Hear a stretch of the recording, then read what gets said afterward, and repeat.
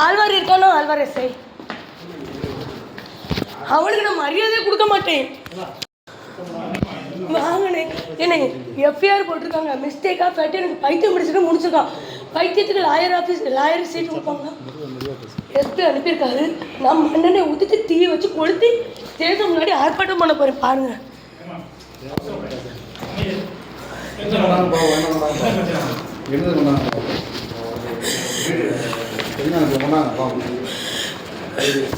என்னம்மா பிரச்சனை வந்தால் இன்ஸ்பெக்டர் நீங்கள் என்ன வந்து பார்த்துட்டு ஏன் எமோஷனாக இருக்கீங்க?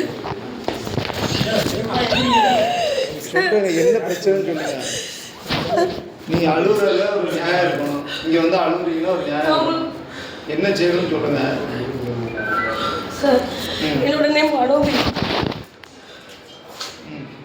ஊர் வந்து செவடாமலை மேரேஜ் பண்ணி வாங்க உட்கார் வாங்க அழகு தண்ணி கொண்டாங்க. தண்ணி கொண்டு உமன் போலீஸ் இருக்கா?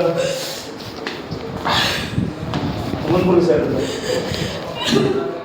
போஸ்ட் கோடு வேறு யாரோ உமன் லேடிஸ் இருக்கா? உட்காருங்க அழாதீங்கம்மா. நான் இங்கே தான் இருக்கோம்.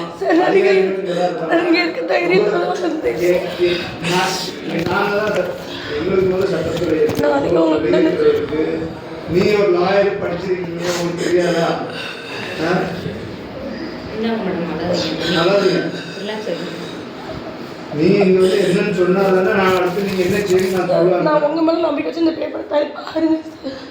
சரி எஸ்பி ஆஃபீஸ்ல இருந்து வந்து இப்போ எஸ்பிகிட்ட பேசியிருக்க வர சொல்லிருக்காங்க. என்னால் முடியலை சார். சார் என்னை அடித்தது உண்மை. என் பிள்ளைக்கு ஃபிஷ்ஷு வந்து ஹாஸ்பிட்டலில் சேர்த்தது உண்மை சார். ஆனால் அந்த எஸ்ஐ அதோட பணத்தை வாங்கிக்கிட்டு மிஸ்டேக்காக ஃபேட்டுன்னு போட்டு கேஸையே முடிச்சுட்டான் சார். என்ன மிரட்டி வாங்கி எழுதுகிற கையெழுத்து வச்சு.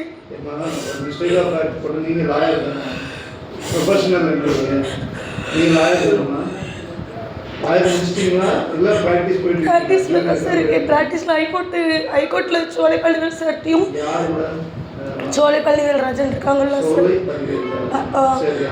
அம்மையில் வந்து சசிகலா மேடம். உங்களுக்கு இவ்வளோ லாயர் இருக்காங்க, சப்போர்ட்டு அவங்க சீனியர் இருக்காங்க. இப்படி ஒரு சவால் வந்துருக்கு அப்படின்னா நீங்கள் அவங்கள்ட்ட டிஸ்கஸ் பண்ணால் முடிஞ்சு போச்சு. எதுக்கு எமோஷனாக இருக்கீங்க? எனக்கு பைத்தியம்னு சொல்லி முடிச்சிருக்காரு. இது தப்பா? நீங்கள் பாருங்கள் சார், தயவுசெய்து வாட்ச் பாருங்க சார். அப்படின்னா நீங்கள் அது சட்டப்படியாக இருந்தோம்னா அதுக்கு தான் போகும். நீங்கள் வந்து இப்போ அது ஆர்ப்பாட்டம் பண்ணால் நாங்கள் வேலை செய்யணும்டாமா சொல்லுங்கள். நான் இப்போ நீங்கள் இருக்க போய் தான் சொன்ன மரியாதை கொடுக்கல. நான் ஆழ்வாக்கில் மரியாதை கொடுக்க மாட்டேன். பேசக்கூடாதுமா. எப்படி கையை பிடிச்சி வர எடுத்துருக்காங்க சார் ஆழ்வார். இங்கே வந்து ஆம்பளை கோரிக்கை தான் சொல்லணும். தேவையில்லாத வார்த்தைன்னு சொன்னீங்கன்னா அதே உங்களுக்கு டென்ஷன் மாறும். இல்லை என் கையை பிடிச்சி என்னோட அவதூறாக ஆழ்வார் சார் நடந்துக்கிட்டது உண்மை. நான் எஸ்பி ஆஃபீஸ்லேயே இது கொடுத்து கம்ப்ளைண்ட் பண்ணியிருக்கிறது உண்மை. என்கிட்ட வந்து தப்பாக ஆழ்வார் சார் நடந்துக்கிட்ட பார்த்தது உண்மை தான். புருஷன் இல்லைல்ல என் கூட வந்து படின்னு சொன்னார். நான் அவருக்கு இது பண்ண மாட்டேன்னு சொன்னோன்னே என்னை இப்போ மிஸ்டேக் ஆஃப் ஃபேட்டுன்னு முடிச்சிருக்காரு. என்னை கழுத்தை வாங்கி மிரட்டிக்கிட்டு.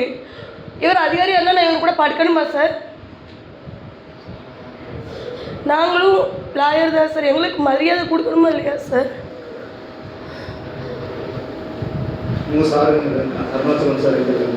நான் சொன்னல சார், அருணாச்சலத்துக்கு எனக்கு டிஎஸ் கேஸ் நடந்துகிட்டு இருக்கு.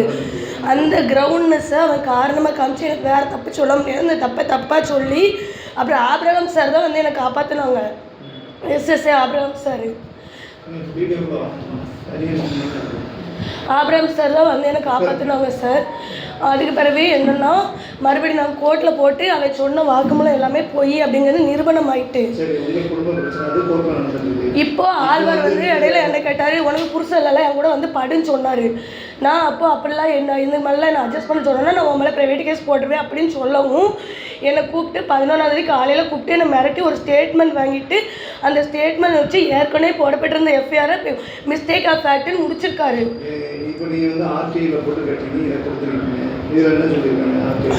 இதுதான் சார் பார்க்கணும். நீங்கள் தான் நடவடிக்கை எடுக்கணும். சரியா? நீங்கள் இதுக்கு அடுத்து நீங்கள் இதை பேசி கோர்ட்டு தான் போகணும். இங்கே வந்து நீங்கள் கண்டிப்பாக நான் ஆழ்வார் சார் மேலே ப்ரைவேட் கேஸ் போடுவேன். என்னை கூப்பிட்டது, என்னை வச்சது, புருஷெல்லாம் தனியாக இருக்கலாம் வந்து என் கூட படுன்னு சொன்னது, கண்டிப்பாக நான் ஆழ்வார் சார் மேலே ப்ரைவேட் கேஸ் போட தான் செய்ய போகிறேன். என்ன பைத்தியம் சொல்கிறாரு அவர் கோர்ட்டில் வந்து ப்ரூவ் பண்ணட்டும். அவருக்கு எனக்கு இனிமேல் போட்டி தான். இனி நான் விட மாட்டேன். ஒரு புருஷன் இல்லாத அப்பாவி பெண்ணுன்னா அவங்கள எப்படி நடத்தணும்னு தெரிய மாட்டேங்குது. வந்த காரணம் என்ன அதை மட்டும் சொல்லுங்கள். எனக்கு உங்ககிட்ட இருந்து ஹெல்ப் பண்ணணும் சார். அவ்வளோதான். என்ன உதவி? ஃபர்தராக இன்வெஸ்டிகேஷன் மறுபடியும் பண்ணணும். எதுக்கு மிஸ்டேக் ஆஃப் ஃபேக்ட் போட்டாங்கன்னு பார்க்கணும். என்ன கிரைம் நம்பர் இல்லை பெட்டிஷன் என்கொயரியா? கிரைம் நம்பர் தான், எஃப்ஐஆர் தான். எஃப்ஐஆர் தான் முடிச்சிருக்காங்க. மிஸ்டேக் ஆஃப் ஃபேக்ட் உங்களுக்கு நோட்டீஸ் கொடுத்துருக்காங்க, ஆர்சி நோட்டீஸ் கொடுத்துருக்காங்க சார். அது வந்து உங்களுக்கு 10 days நோட்டீஸ் அந்த கோர்ட்லேருந்து வரும். அதில் நீங்கள் ப்ரொடெஸ்ட் பெட்டிஷன் போட்டு அங்கே சாட்சி வருது. சாட்சி அந்த கேஸ் க்ளோஸ் ஆகாது. நீங்கள் அட்வொகேட் தானே, அந்த எஃப்ஐஆர் என்றைக்குமே எம்ஓ பண்ணி நாங்கள் கோர்ட்டில் அனுப்பிச்சாலும் கேஸ் க்ளோஸ் ஆகுமா? ஆகாது. மனுதாரர் உங்களுக்கு வந்து 10 நாளைக்குள்ள நீங்கள் விளக்கம் கொடுத்துட்டு ஒரு நோட்டீஸ் வரும், வந்துதான் இல்லையா? அப்போ அது வரைக்கும் பொறுமையாக இருங்க. அந்த நோட்டீஸ் வந்த பிறகு நீங்கள் உங்கள் தரப்பு சாட்சியத்தை நான் ஆஜர் இல்லை சார். உள்ளே பாருங்கள் சார், எஸ்பி சாரே இது கொடுத்ததில்ல மிஸ்டேக் ஆஃப் ஃபேக்ட்னு முடிச்சிருக்காங்கன்னு உள்ளே கொடுத்துருக்காங்க. மிஸ்டேக் ஆஃப் ஃபேக்ட்னு முடிச்சிட்டாங்க, நானும் ஒத்துக்கிறேன். அந்த நோட்டீஸ் நீங்கள் வாங்கிட்டீங்க, ஆர்சி நோட்டீஸ் வாங்கிட்டீங்க. அந்த நோட்டீஸுக்கு உங்களுக்கு நீதிமன்றத்திலேருந்து ஒரு அழைப்பாணை வரும். நீங்கள் அட்வொகேட் தானே, உங்களுக்கு தெரியணும்ல. இது எல்லாமே தெரியும்.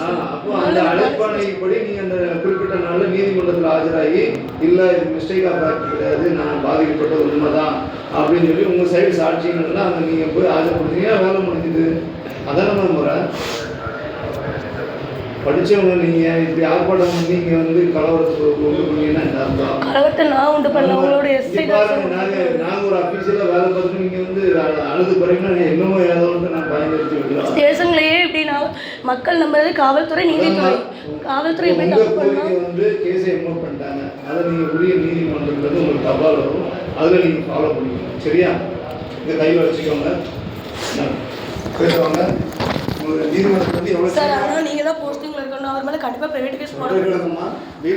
கோர்ட்டில் வந்து அந்த தபால் உங்கள் கைக்கு சீக்கிரம் வர்றதுக்கு நான் ஏற்பாடு பண்ணுறேன். நீங்கள் அங்கே உங்கள் சாட்சியெல்லாம் ஆஜர்படுத்துறீங்களா? சரி, தண்ணி குடிச்சிங்களா? உடம்பு பார்த்து சார். நீங்கள் இருக்க தைரியத்தில் தான் இப்போ ஸ்டேஷனுக்கே வந்ததில்லை. நான் வந்திருக்க மாட்டேன் சார். அன்றைக்கி உங்ககிட்ட நான் என்ன சார் நீதி இங்கே கிடைக்கும். உங்களுக்கு இங்கே நீதி மேலே போட்டு உங்களுக்கு நீதியை நீங்கள் கோர்ட்டில் சொல்ல போகிறீங்க, அவ்வளோதான். சரியா? உங்கள் தரப்பு சாட்சியெல்லாம் ரெடி பண்ணிக்கோங்க. அது போக களவு கேஸ்க்கு வந்து இவங்க தான் சாட்சி நல்லா இருக்குது. ரிமாண்ட் ஒரு பேர்லாம் இருக்குது. சரியா? இந்த கோரிக்கையை நீதிமன்றத்துலேருந்து தபால் உங்களுக்கு சீக்கிரம் வர்றது நான் வாங்கி பண்ணுறேன். சரியா? அழாதீங்க. புதுசாக இன்னும் அழகாக இருப்பாரு. சரியா? எமோஷன்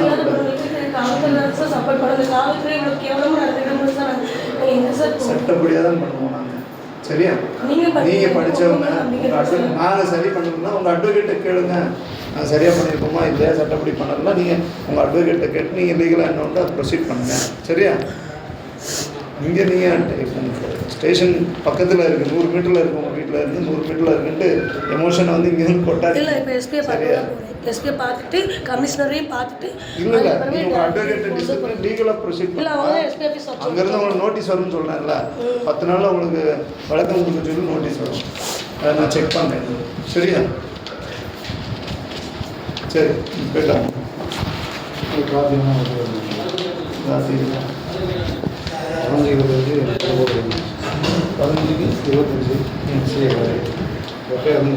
காப்பி இருக்கா? ஜெராக்ஸ் எடுத்து வரேன். சரி, தர சார். இதுக்கு முன்னாடி ஆவரமும் சார் இருந்தாங்க சார். இவனுக்கு முன்னாடி ஆனால் சார் சுத்த தங்க ஒரு பைசா லஞ்சம் வாங்க மாட்டார் சார். நான் உங்களை பற்றி கூட பெருமையாக பார்த்து போட்டிருக்கோம். பாரதி சார் ஒரு பைசா நேர்மையாக தான் இருப்பார். ஆவரம் சார் இந்த போஸ்டிங்கில் பாரதி சார் வந்திருக்காருன்னு உங்களை பற்றி கூட பெருமையாக தான் ஊடகத்தில் நாங்கள் போட்டிருக்கோம் சார். எங்கள் கட்சியிலேருந்து, தமிழர் நீதி கட்சியிலேருந்து நிர்வாகி கூப்பிட்டு வாங்க, ஒரு நாள் பேசுவோம். சரியா? கூட்டிகிட்டு வரேன் சார். சரி, வீட்டுக்கு போங்க. குழந்தைய பாருங்க. குழந்தைய தான் பார்க்க முடியாத அளவுக்கு இந்த மாதிரி பண்ணுறாங்க.